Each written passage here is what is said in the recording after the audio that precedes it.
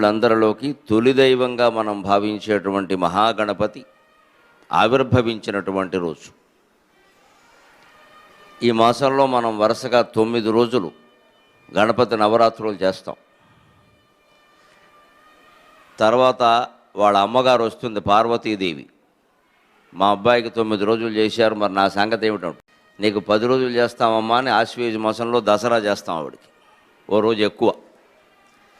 తర్వాత వాళ్ళ నాన్నగారు వస్తాడు, మా అబ్బాయికి 9 రోజులు చేశారు, మా ఆవిడికి 10 రోజులు చేశారు ఉత్సవాలు. కుటుంబాన్ని పోషిస్తున్నది నేను, యజమాన్ని, బిచ్చమెత్తి మరీ పోషిస్తున్నాను వీళ్ళందరినీ, నా సంగతి ఏమిటంటాడు. ఆయనకి నువ్వు నెలంతా చేస్తాను నాయన, కోప్పడకన కార్తీక మాసం నెలంతా చేస్తాను.